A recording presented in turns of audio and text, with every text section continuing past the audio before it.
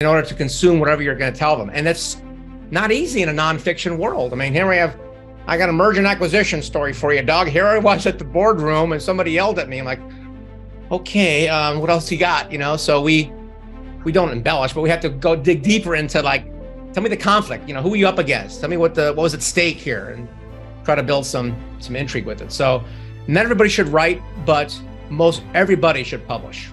That's interesting. Wait, what does that mean? Dig deeper into that, and I'll come back and ask you some other questions. You just said not everyone should write, but everybody should publish. What is that?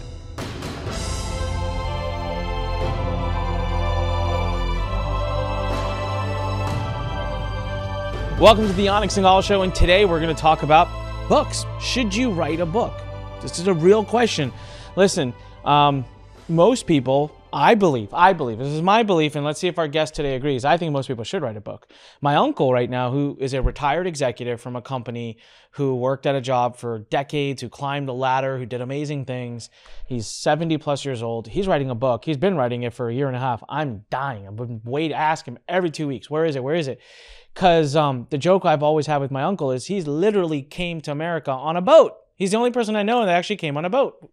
And can you imagine the life experiences, that he has had, the things he's learned? And I didn't realize that this was an actual thing. I didn't realize that a lot of executives and a lot of people who've had these tremendous experiences actually are out there writing books. And for me, books have changed my career, have changed my life. I wouldn't be where I am today talking to you on this podcast if I didn't write books. And as a matter of fact, I haven't written a new book since 2018. And it's now 2020. What is it? 2023. I can't remember. And that sucks. And I need to get back to it. So I'm actually in the process now of writing multiple books. And our guest doesn't know this, but I might even be poking him and his wife later to say, hey, can you help me write one of my upcoming books? I think books are radically important, but here's a stat that I'm gonna steal our guest's thunder a little bit. I'm gonna steal a stat that he revealed to me before we began this episode, but he revealed it to me. 81%, he said 81% of people want to write a book. 1% actually do it. Holy smokes. So let's dive into why that is. And let's see, by the end of this episode, you'll know whether you should be writing a book about yourself, for yourself, how to use it. Is it useful for you? Should you invest the time?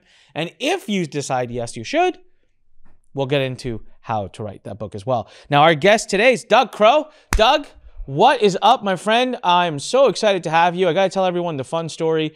Doug and I connected years ago where he was just telling me, he wrote a press release for me at that time. He didn't even know who I was. His team brought something I did to his table. But then we had this event that I did in October of 2022 called the Expert Summit, which if you guys think you qualify to come, I do these every few months. Go to expertsummit.com. And Doug and his wife, Jen, showed up at this event. And I think we connected right away. It was one of those things where we started talking and it was just like, all right, we're meant to talk more. I absolutely fell in love with him and his wife. They're awesome. I'm a little disappointed Jen's not here today on this podcast. So you let her know, Doug, that we missed her. But you know what? And when I went to him, I said, what do you do? And he starts telling me, he's like, hey, we help people that are, executives write books. And I'm looking at him like, that's a thing?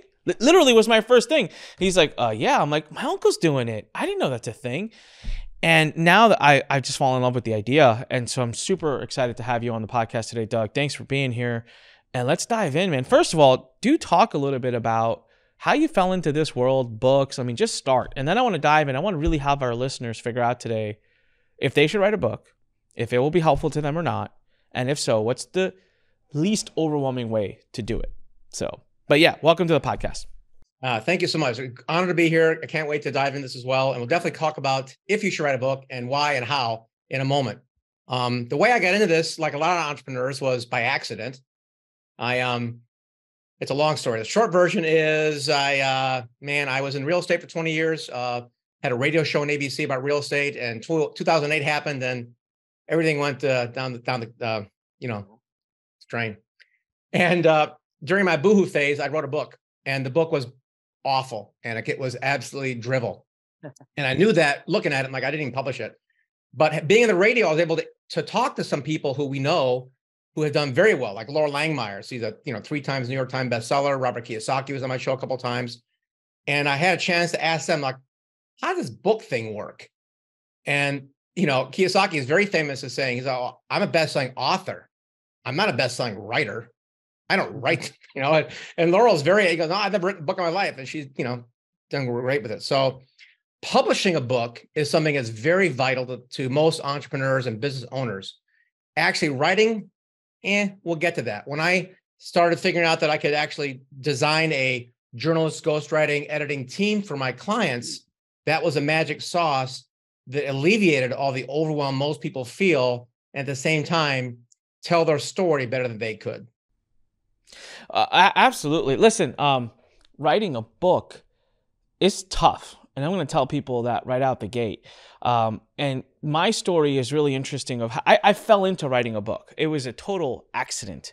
I was doing a big launch and I had this vision for my team. I said, I want to give away the best PDF free report, right? So when you do a product launch, people opt in pre-launch, you give away a free PDF or whatever. That's a free report, right? And I was like, no, I want to write something so insane, that's so epic. And funny enough, you mentioned Robert Kiyosaki. That launch was the first one that Robert Kiyosaki was supporting. He was promoting that launch. So I was like, this is to be the biggest thing. My mentor, the first book I ever read was Rich Dad Poor Dad. And I was like, he's promoting me. Like, this has got to be the best thing.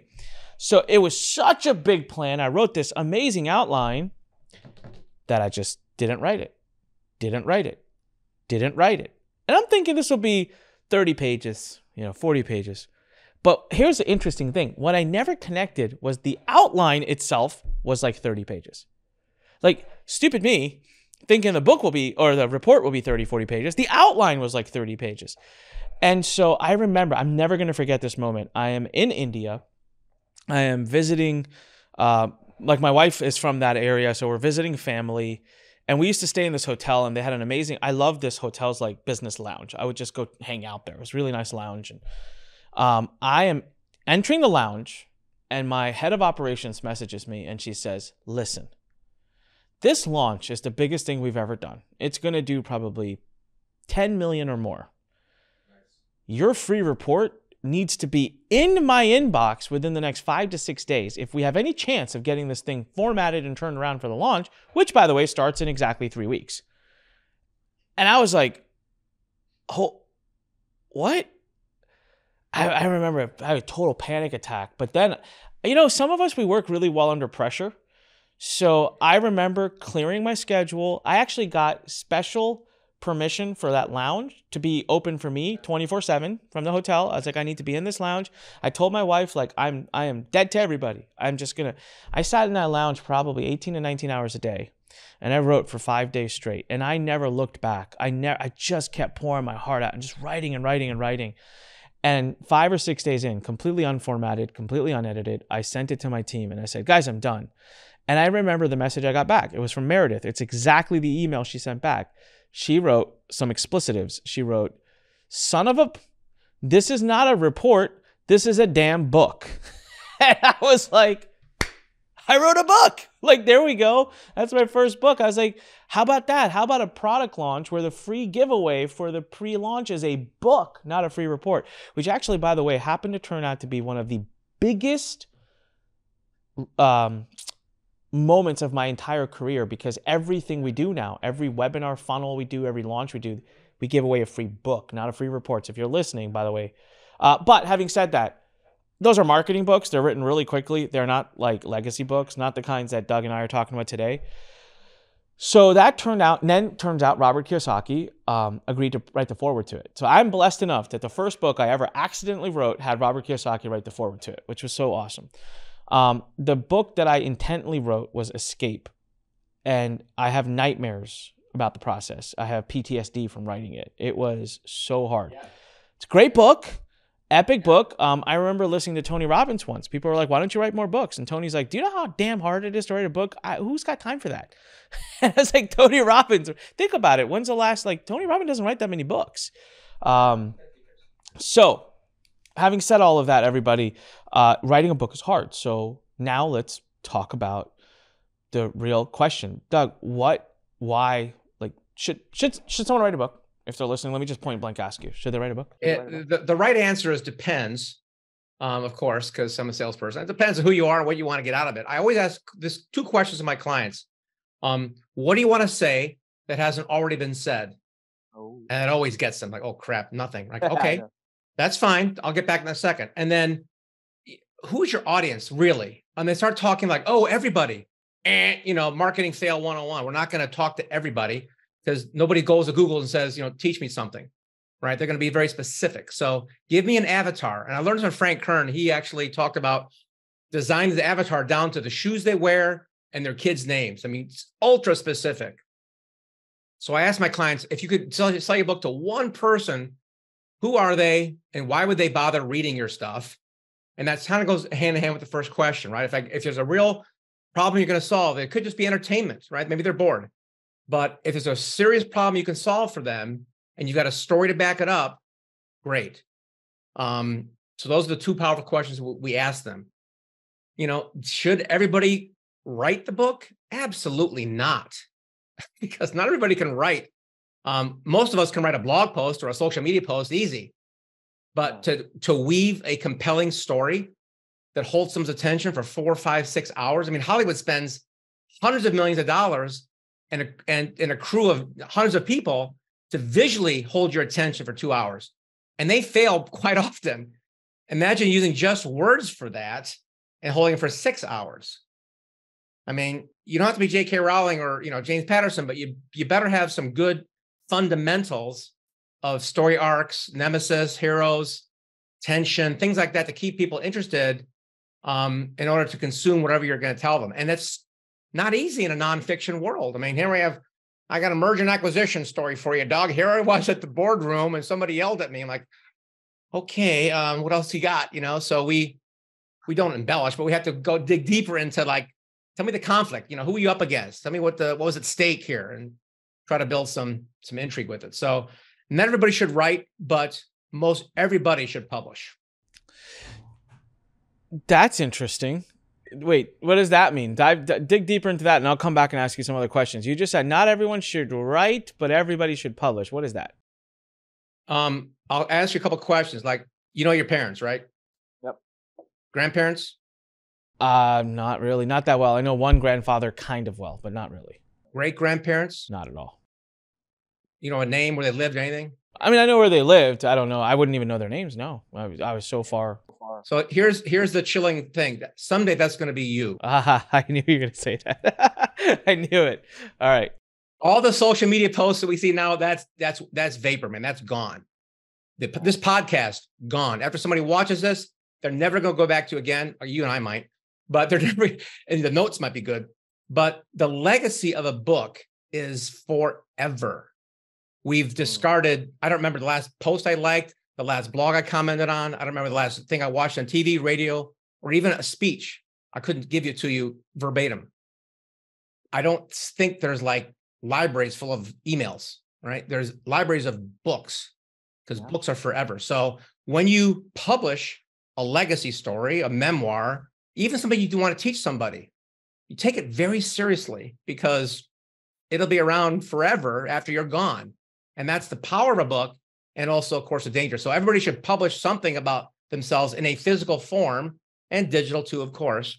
But should they actually write themselves? From what I've read, no. Oh, no. Heck, dude. Can I just say, like, I'm just going to be upfront and honest with everybody listening right now. Like, unless you enjoy writing, like thoroughly enjoy writing, like that's what my PTSD is from, man. Sitting at that computer 3 hours a day.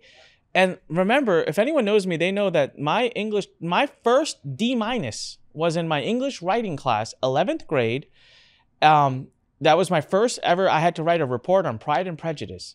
I have not been able to touch the words Pride and Prejudice immediately echo massive PTSD for me because I tried to do my usual nonsense stuff. And my teacher was like, what is this rubbish? She was a PhD in English literature. And I drove her crazy for months. I'd go into every recess, lunchtime, try to get extra help. And one time I remember she looked at me and she said, do me a favor. She looked just like this. She went like this. She said, do me a favor. Don't ever write for a living. And like, can you imagine how frustrated? And I was pretty upset with her because I was pretty offended. But at that time I was like, I was going to be a doctor. So I was like, whatever.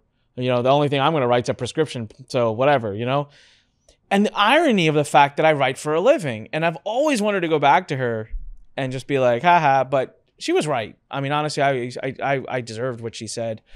So, but I don't write a lot of my own stuff. I write copy, kind of, but that's different. And that's a skill that has helped me write better books. I will tell you that, because you said keeping attention, right? I think a lot of, so we're going to talk a little bit about that, because not everyone was going to be able to afford, Doug, a service like yours. But there's got to be other solutions. But I completely agree with you. To everyone who's listening right now, so this is the point we're trying to make. It's like, you need to write a book. You need to have a book published. I should reword what Doug said. Here's a story, Doug, that I think you're gonna get a complete laugh out of, and I think you'll be able to use it in your future. So my family knows me to be pretty successful. I don't go around tooting my horn, but people, they know, my nephews and nieces have asked me to come into their school and talk and do all that fun stuff. It's really an honor. I love it. So we built this house, beautiful house. This house to me was like, when I do the housewarming, I want my family to come over and I want them to be like, wow, like Anik man, this house is amazing. Like Anik made it. Anik is something, So we do the housewarming. My family comes from all over the country. They're walking through the house. They're looking like, oh, this is cool. Like, nice job. Like, okay. And I'm like, damn, this is not satisfying at all. Like, I've seen the outside pictures of your house, man. It's a mansion. Yeah. I'm like, dude, my house is automated. Like, shit works on its own. Like, there's like, it's run off of computers. Like, my toilets literally detect you're coming up to them and open up and warm the seats for you. Like, seriously, this house is automated. All right.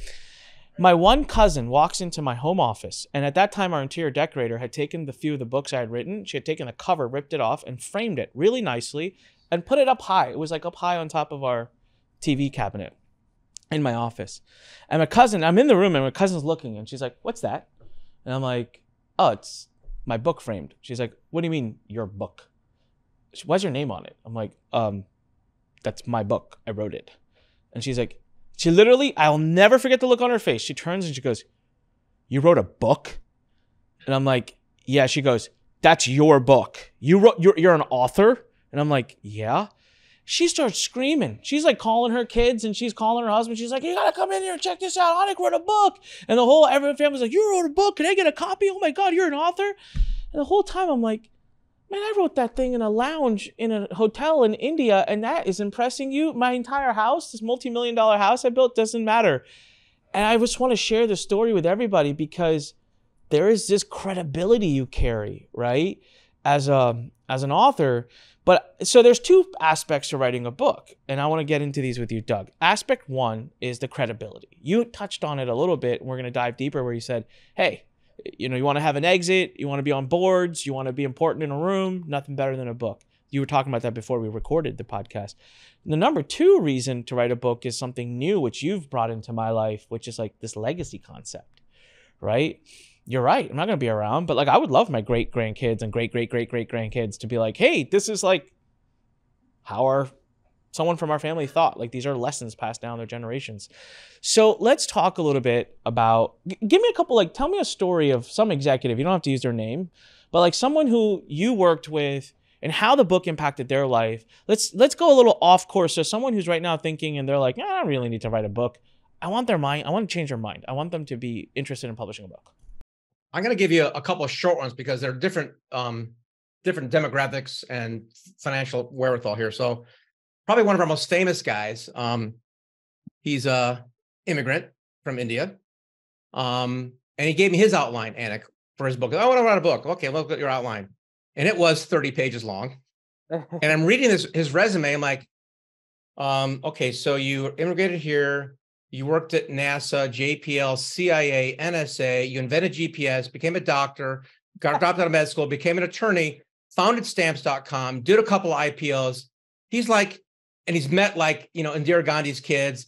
He hung out with Bobby Kennedy. He's like, are you Forrest Gump or what? Yeah. The man invented GPS and no one knows his name. I'm like, we need to publish your book. Yeah. Wow. Publish his book.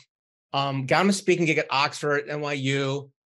He's on his way to like, hey, this is a real guy. He's actually done some things that have actually changed the world. So that's the 30,000 foot view. Now, you might not have, met an assassinated presidential candidate, but maybe you're a coach or a consultant, or you've had a life story And this goes back to my first point of what can you say that hasn't already been said? And there's nothing out there except one thing, and that's your experience, your perspective on life or liberty and pursuit of happiness, right? So even if somebody has I've had a lot of people who have, oh, no one wants to hear about me. And they start talking about what they've done. I'm like, holy crap, I want to hear more about that. And if I do, I'm sure another 10 or 50,000 people want to. So there's always a story that needs to be told and memorialized. So the legacy piece is one thing, but if you can get the trifecta of, a legacy piece and teach them something that's valuable and usable and entertain them a little bit, it's going to work. Most people just focus on one of those things, but the trifecta is getting all those things into your book. It'll work, right? It'll work as long as you got some marketing power behind it, of course.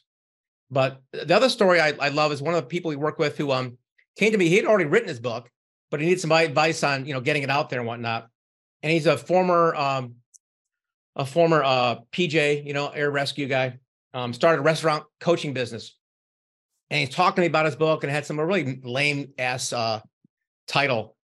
But he kept saying, oh, this guy's restaurants suck. This guy's restaurants suck. I said, that's the title of your book. What? Your restaurant sucks.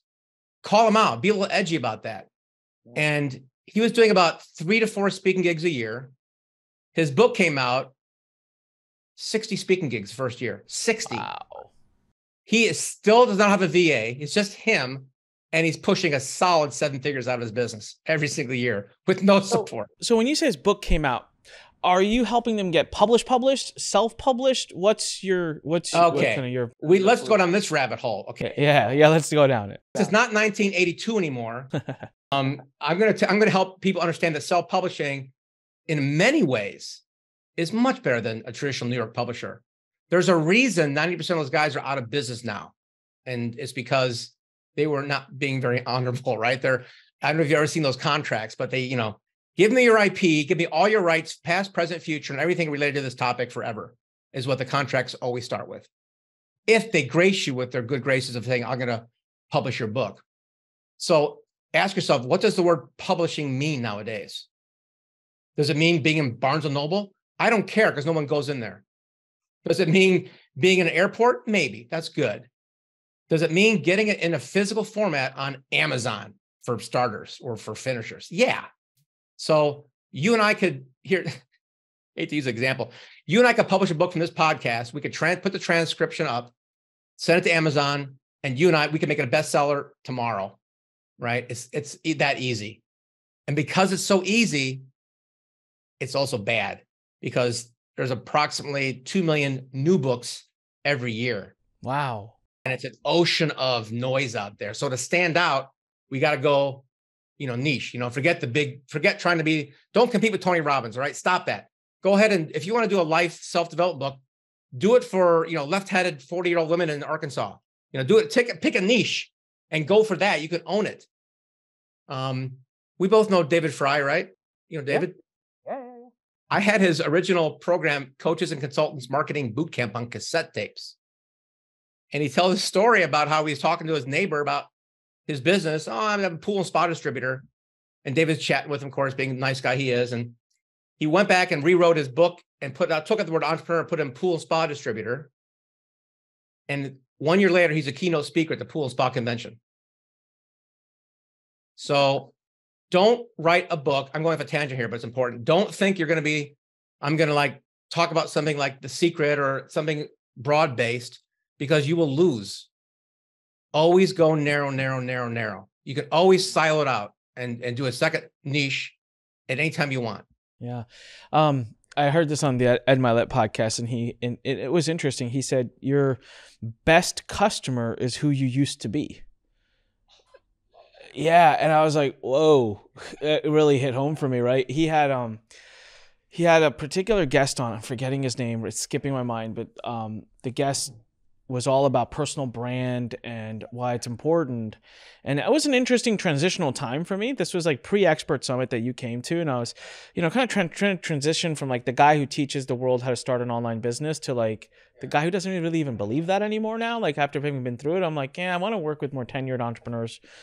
And he on this podcast, he said, what's the one word that describes you, your market, your mission? Like, what's the word you get to own, so that when someone hears that word, they think, and I was at the gym, like, I'm like, oh my God, I stopped working out. I think I go sat in the corner for a little while having like a protein smoothie, because I was like, this is gonna kill me. Like, what is it? And the two words actually, it came down to two, and I'm still struggling with which ones, but I've been using both, which is expert and scale. Those are the two words that for me have just been like, I mean, I know how to do that. I know that market. Yeah, there's one more thing here. As long as you're going with the Anik Singhal show and more of a personal brand, there's one thing you have that nobody else has out there. And we know a lot of the people. I mentioned David for a reason. We know him, like him, and trust him.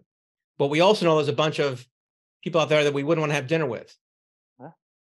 And you've got charisma, gravitas, that ability to look at a room and look at everybody in the eye, like he's talking to me. And that's a very unique talent that I'm not sure. There's no one word for that, right? But that is part of who you are and why you are my the bromance exists here. You know, it's like you're just a charismatic guy that I want to hang out with, and you know, it's part of that brand. So keep that in mind. It's just my it's really interesting you mentioned that. So first of all, thank you. That's very sweet of you.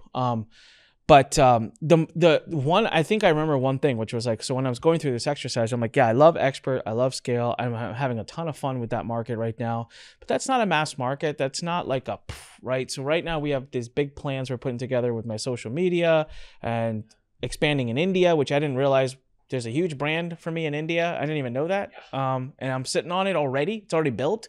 I went out there recently and almost didn't want to come back. I mean, if it wasn't for my daughter and my wife being here, I was like, we're just going to stay here. It was that energizing for me. But so I do think, I'm like, God, there is some message inside of me that I want to reach to the masses with. And I don't know exactly what it is, to be honest. Because when you said, what do you want to say that's not already being said? I'm like, I don't know. But what's really interesting, Doug, is when you were explaining, I mean, I didn't invent the GPS. That's pretty freaking cool. But when I tell my stories, usually people are like, what the heck? Like excuse me, I've made a movie I'm on IMDb as a producer and actor. I've hung out with some of the biggest movie stars in the world. I've networked with, and I have some crazy stories. I almost died on an airplane. That if the airplane had taken off, I would be dead. You know, I've been stranded in countries and hospitals. It's like, I have all these crazy stories. And so, but I think this is where having someone else, like, this is why I was saying in the beginning, I'm like, I'm pretty much convinced I'm just going to work with you and Jen in the near future, because I don't know what to do with all that, right? Like, I don't know how to put that together and create something. Like, I need guidance on that, because I have all this knowledge and I can influence and impact, but it's like, what is that one message? How do you help? Let's get into that a little bit, because I'm going to get into how to get other people. Show for ourselves. Yeah. How I think most people right now are so daunted probably by that. What do you want to say that's not already been said? That scared the shit out of me when you said that.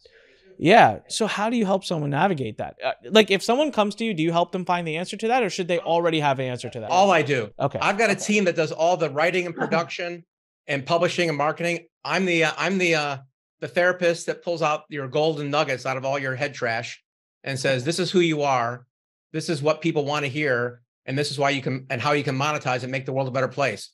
And making the world a better place, Anik, I'm so glad you talk about going, because you're at the level now where you can actually do that. Most people can't, and it's okay to do this, to go, mass market. There's a lot of people that approach me to do their book, and just the last one, it was so hard for me because he had an amazing story. He was like the youngest double agent for Cuba and the CIA, and great story. And I asked him a question like, who does this book serve? And he stuttered. And, it's for business stuff, like, and he had a massive budget, 6-figure budget. Here you go, Doug. Here's a bunch of money. Make me get the book out. And I turned it down because of what my previous coach told me. He's listening to my sales call and said, you're talking to this one guy and you're all enthused, excited, you're gelling ideas. And the second guy I heard you talk to, you're kind of bored. What was that about? It's an ego book. It's all about him. I just didn't really care. And he said, why did you talk to him then? I'm a business. I got to talk to everybody. No, you don't. I said, if I stop talking to people, your business will go up. I said, it's 30% of my audience. I said, just stop talking to them. So we made a decision a couple of years ago to only do books and platforms for people who want to make a difference in the world, whatever that is, financial, spiritual, doesn't matter. And the moment I did that, my business doubled in 1 year. Wow. So to get someone from point A to Z, I got to start, where are they in point A? Do they have the confidence to get out there and speak? Most of them do, some don't. Like, you don't have to speak. You could be an author who's, my gosh, Victoria Steele, nobody knows who she really is. She's one of the best-selling authors of all time, but she's never done a single interview ever. So you can publish, you can become an author, but the most important question after the first one, what can you say hasn't already said, is why do you want to publish? Why do you want to publish? What's in it for you personally, professionally, spiritually, even? What do you want to get out of it? And there's nothing wrong with saying money or fame, as long as you know why. So why is a really good one, a little Simon Sinek here. Start with why. Yeah, so it's almost like working backwards. So when I said, hey, what do you want to say and what that's already been said, you kind of reneged and said, well, first we need to know who your audience is and why that's your audience. You can't answer that question effectively. We got to go circle back, and we'll come back to it. It usually ends up on perspective and life story. Yeah. And your life story is great as long as you can connect those with something that's in it for the reader. If it's just how cool you are, I'm sorry, not interesting. There's a lot of cool people out there, cooler than us. Yeah. But if my cool experiences relate to, here's what I've learned from it, here's what you can learn from it, how can you help them, save them time and money? Yeah. Everything is sex and politics, time and money. It's just simple. Yeah, it's funny. I really would love to dive into that one day, because I don't know. I will tell you one thing I find myself fascinated by, and I wonder if there's a book around this concept, is how quickly people give up and how the struggle is actually just a part of the process. So most people don't know about me is how I've been on my deathbed, how I've nearly died multiple times. I've been nearly bankrupt multiple times. I've dealt with some of the biggest challenges. Heck, I'm dealing with some right now. I'm in the middle of them right now, and you would never know. And I actually rejoice when these happen, because they're very cathartic. It's like you shed new skin and you grow. And almost always in my life, it's been like this. I'm growing, hit a challenge, fall. And when I climb back, which I innately always do, I'm double of where I was before. And then I have another big issue, and then I climb all the way back, and I'm double of where I was before. And so for me, I look at challenges and obstacles as like, hey, why are you worried about this? Like, this is great. This is an opportunity for you to grow and improve yourself and adapt. And the reason you're facing this challenge is because there's something out of alignment. You need to adapt your life so that you don't face. Right. And it's just I've had a struggle to explain that to people, because I'll have students all the time that just quit. And I'm like, why'd you quit? Well, it didn't work. And the concept to me just doesn't make sense. I'm like, dude, so what? Yeah, like, what do you mean it didn't work? You tried once. I've had people pay in full for a book and quit on it. Oh, I'm not surprised. I'm not surprised. Yeah. I'm shocked. And these are people, it's of means, and it's an expensive thing. I don't get it. So I think the quitting thing is important. And I would ask you one question. You've had all these rises and falls, and it rises double after you fall. Do you remember the first one? Yeah. It was, so I remember the first two very innately. The first one, I was in the ICU. I mean, we were about to go bankrupt. I pulled off a product launch using a BlackBerry phone from the ICU of a hospital. Because I was like, again, and there was a chance I was going to die. But I was like, I ain't dead yet. So I'm not going to go bankrupt while I'm alive.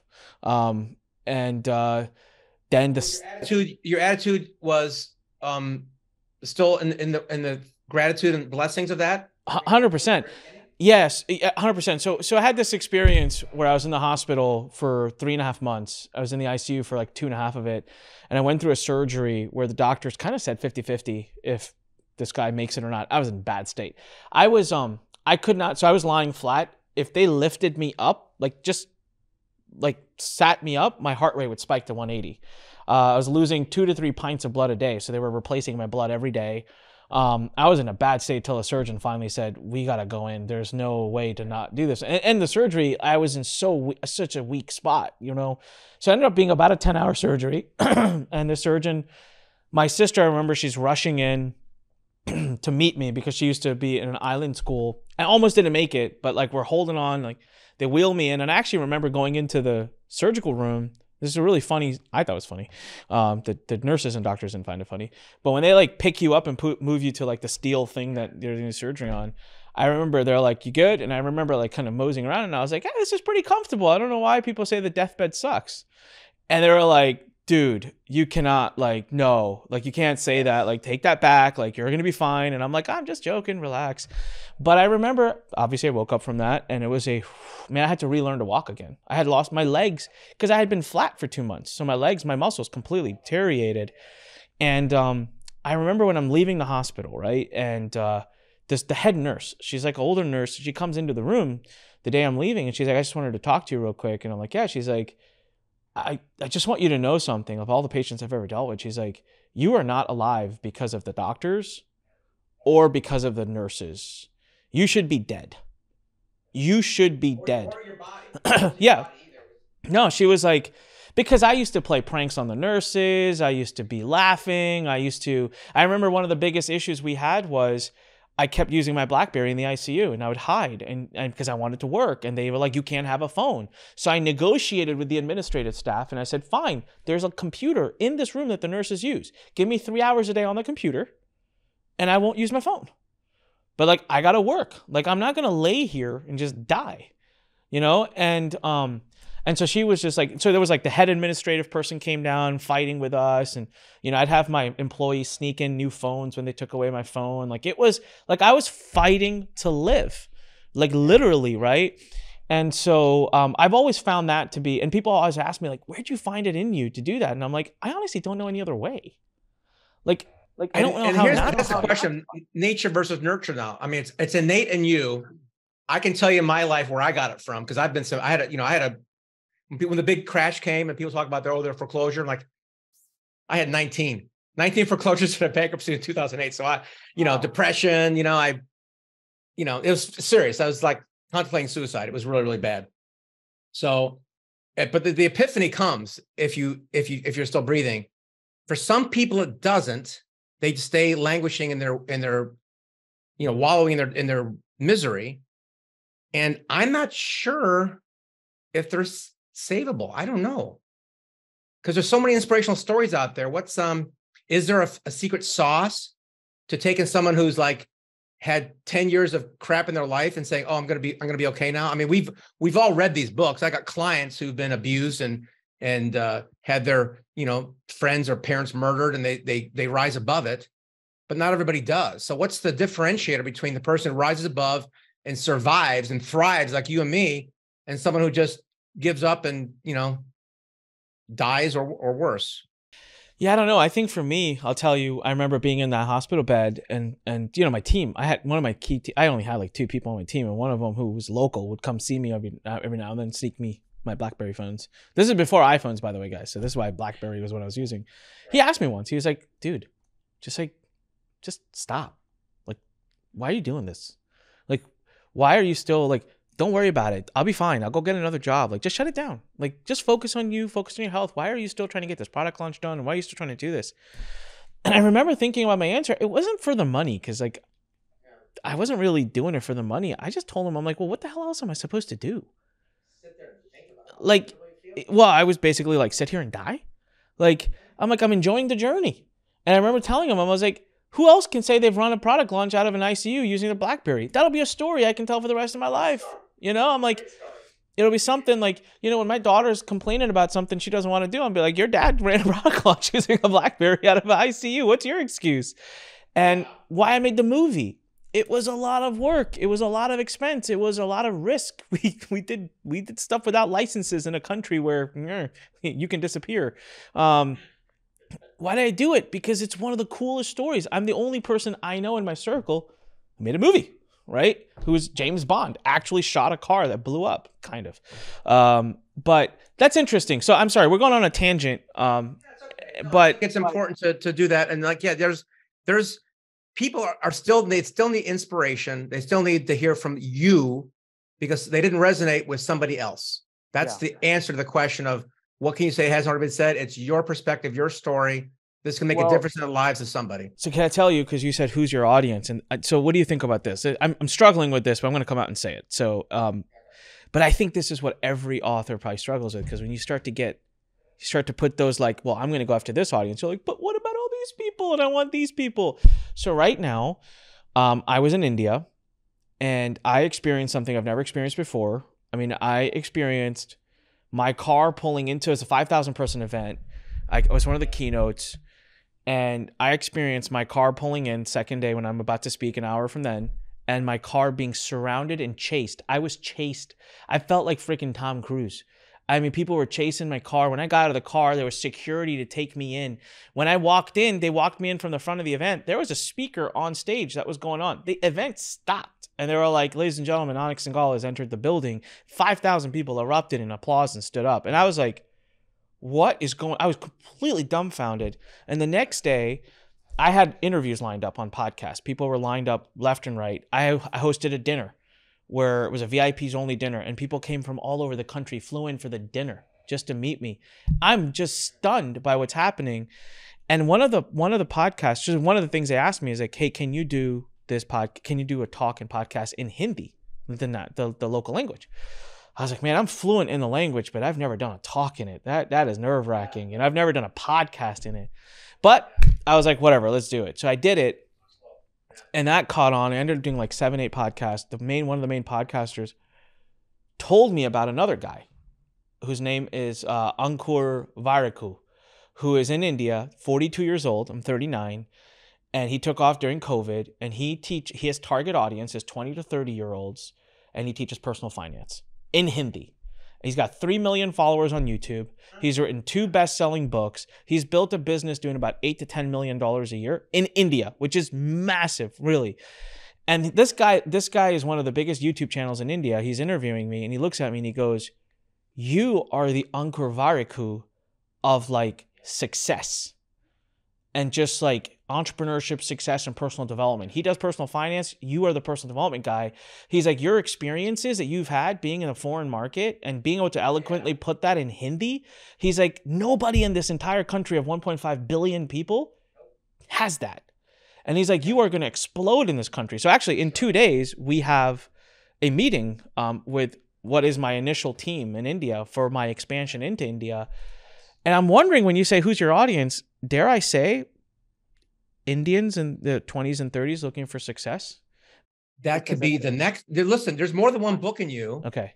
I don't know if I mentioned I was over there also in October at a very big event. Yeah, it was a big crowd for a big pilgrimage crowd, and we had security guards helping us get through the onslaught of people. So they're very passionate about stuff, and being the guy with the heritage, but also made it in foreign country, that's huge. I had a client in Israel who came here not speaking any English, did a book, had Les Brown write the forward, went back to Israel, and same thing. There were people at the airport waiting for him. It was a big deal. So we have about 15% of our clients are Indian heritage, and I love that country. I love the volume. Yeah, you can do a nice 7-8 figure thing just on that one. In India, so I was laughing because we did that dinner for influencers, right? And the joke I had was like, if you walked in and had 100,000 followers on your YouTube, it was like someone would be like, pat you on the back and be like, oh, it's okay, you'll make it one day, don't worry. Like, it's like a joke over there because you got 1.5 billion people that are using YouTube. So okay, that's another interesting concept you brought up. So like, the way to get an author around their scarcity or fear of limiting their audience or a book for an audience is to tell them and remind them there's more than one book inside of you. Oh, for sure. I haven't spoken to anybody who doesn't have 5 books in them. So just one at a time. Low-hanging fruit. Go with the Indian one first, is my advice based on what you're saying here. Get that one cranked out, and then just do another version in Spanish or French or English, whatever you want to do. I mean, you can. Well, here, you want to know something crazy? So in India, books are in English. They'll read and write in English. They want to hear in Hindi. So it's the craziest thing. So a podcast like this guy Ankur Varuk, who I talked about, I've been like dissecting his channel. His titles are in English. His descriptions are in English. He speaks in Hindi in the actual episode, which is mind blowing to me. But that's interesting. So everyone, I kind of turned this into a very selfish episode and started talking about myself. But I'm hoping that in that process, you guys are kind of seeing the journey that Doug and I are going on and how this journey you could go on. There are so many people in this country, in the United States. We are such a cocktail of religions and experience and cultures that imagine what you know and what group you could share that with. It's just pick that group and make your story unique. I love that. And it's given me ideas, which is like, for example, one of the books I'm writing right now, Doug, is actually I'm expecting like draft 1 to be done prior to the event. And draft 1's going to suck, so I'm not going to show it to you prior to our mastermind that you're coming to. But it's called 17 Laws of Scale. It's the target market for that book is probably a couple 100,000 people, 300,000 people worldwide. It's for information marketers and coaches that it's showing them how to scale their business. But it's a great book. Like I was going over my concepts and I was like, damn, that's good. Like this is not stuff you will learn from anyone else. I've been through it, so I could teach it. But I love the fact that you've got me now thinking, I'm like, man, all these different markets, like different book for different markets, and collectively I can build the Onyx and Gall brand. And that's a really unique way to approach it. And repurpose that content, right? The book, it takes the longest amount of time and effort and is only $15. But you take that same content, repurpose it, Kindle, video, audiobooks. Oh my gosh, double-digit growth rate to audiobooks. If you produce a book and don't do an audiobook, you are walking over a lot of money. Make sure it's an audio version. And you can create a course on your book, with a video thing in an afternoon and charge $1,000 for that. So the less time it takes, the more you make. And you're repurposing the same content, all this stuff for a book. Yeah. But the book can be like the anchor for it because it's published. It has more credibility than getting the phone and talking to somebody because you took the time to craft it. Well, listen, at this event of 5,000 people, so here's a really interesting story. I shook so many hands, met so many people. I don't remember most of their names. 2 of them took the time to hand me a book. One of them turns out to be one of our students. He's making 60, 70 grand a month now, which is epic in India. He went through a lot of challenges. In India, you have this whole cultural challenge of your parents not wanting you to be an entrepreneur, get a job, blah, blah, blah. An engineer or doctor. Yeah, I know. Yeah, right. And he faced all of that. And he said he watched all my videos, all my webinars. I encouraged him. I motivated him. He's making all this money. So he has a book that he wrote. And he wrote a hand note in the book, first page for me, and put a sticky in chapter, I think 6 or 7, where he talks about me, hands me the book, says, please read my note I've put for you. And please, if you get a chance, read this book. This book was inspired and written because of what you taught me. I'm like, okay, I take the book, take it back to my hotel, put it down. Another person whose name I don't remember, but hands me a book, he's got a really unique WhatsApp marketing strategy. WhatsApp is huge in India, by the way. It's like people build WhatsApp funnels instead of web page funnels. I came back from India after speaking to 5,000 people. I was unpacking my bag the other day, pulled out 2 books. So 5,000 people, 2 people took the opportunity to hand me a book, only 2 people. And those 2 books have made it back. They are on my bookshelf. And I read the note and I skimmed through one of those books, and that person and I have a follow-up call next week. We're actually talking about one of his expertise, which I'm really curious about because he's taken something I do and taking it to the next level. And I'm like, dude, I want to learn this, especially as I enter the US India market. The other person, guess what? I still remember what he does. He does WhatsApp marketing. I don't remember what any of the other 4,998 people I shook hands with do. So to those who are thinking about book, as someone else had said it once, and I agree, it's the best business card you're ever going to have. Absolutely. Because we've thrown away every business card I've ever gotten.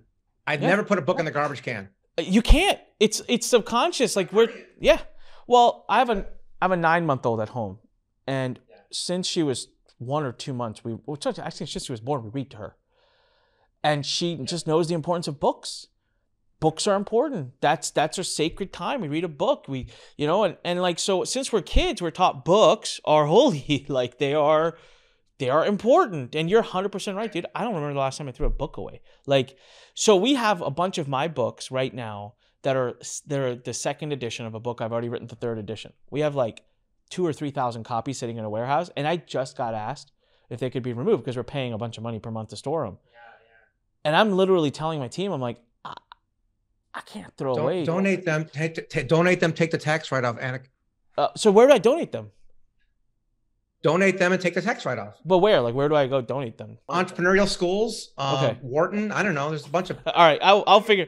Yeah, I'll figure out somewhere.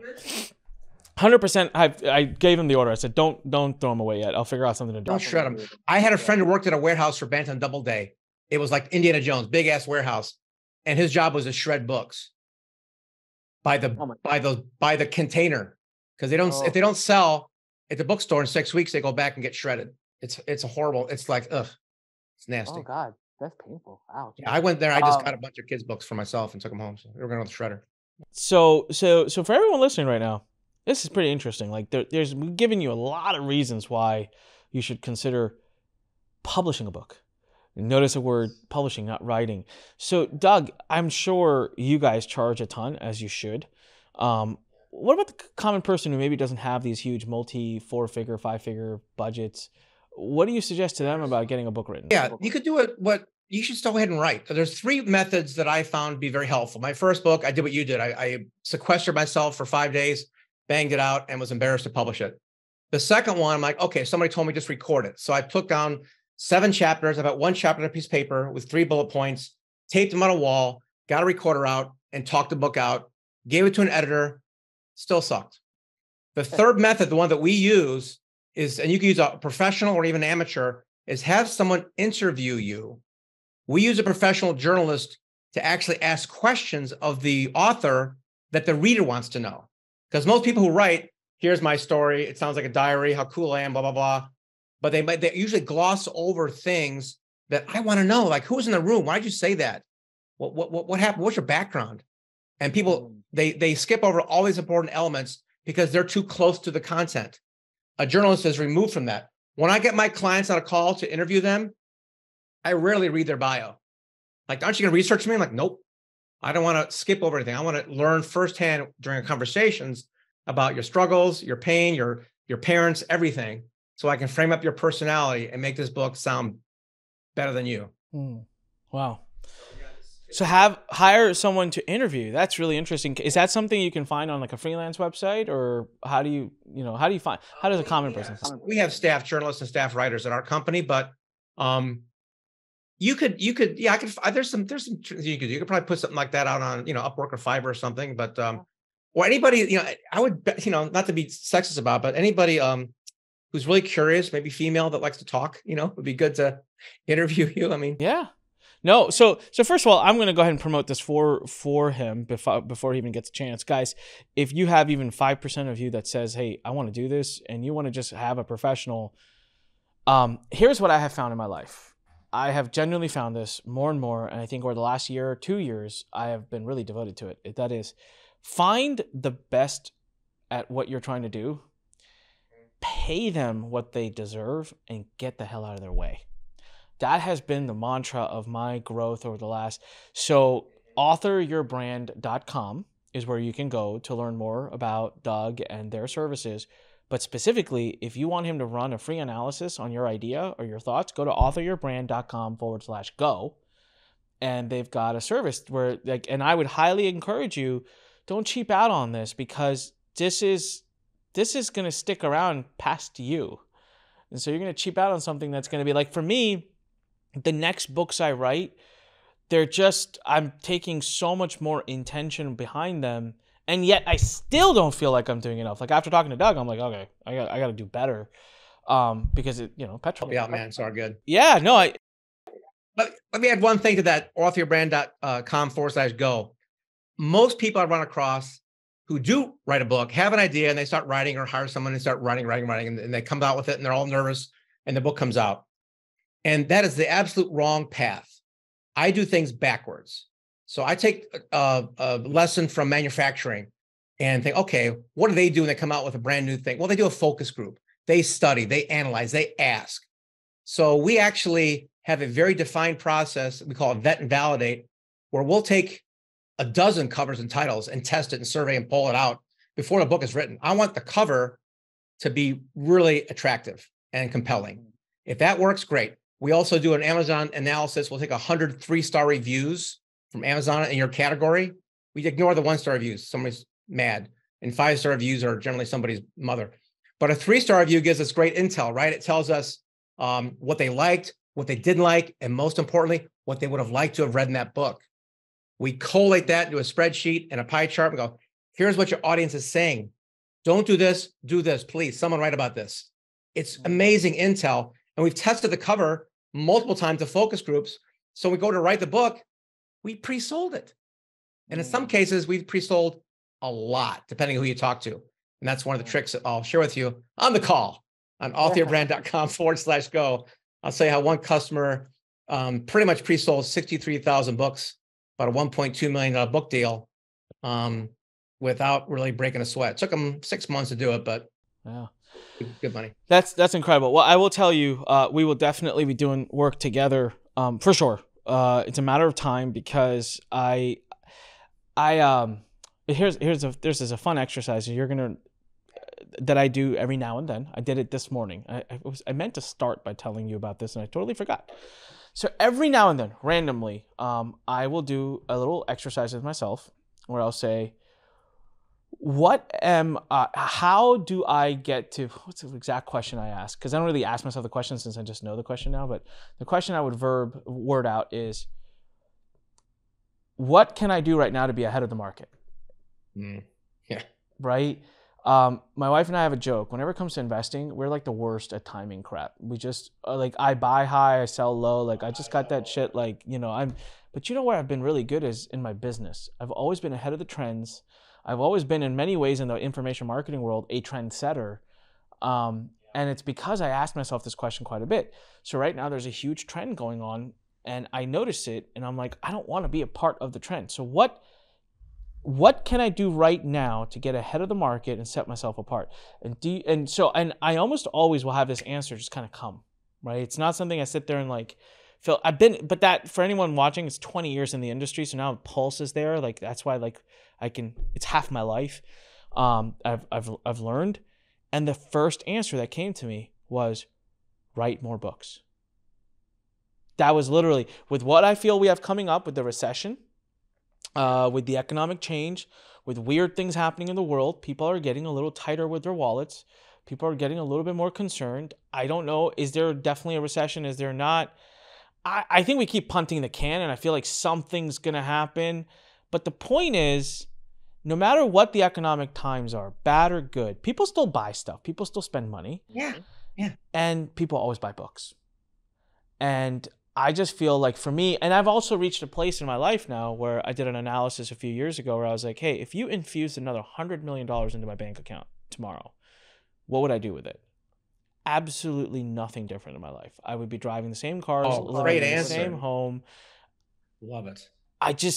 It's great. I'm not saying I'd say no to a $100 million infusion in my bank account, but it wouldn't change my life. So like at some point over the last couple of years, my purpose changed. It's all about reach and impact and people.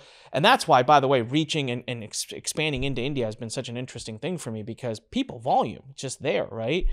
So now when you start to think about that, you're like, well, I can sell my $25,000 mastermind. That's great. And impact these people, but I can't do that to the masses. But I can sell a book. I could sell hundreds. I've already sold hundreds of thousands of books. So I don't know if this inspires even one person who's listening. I really believe in this. I think you got to get a book out of you. I think it's a great credibility builder. It's a great legacy builder. And it'll help you. You know what? I think just the process of answering these 3 questions. I know you said 2. I made them into 3.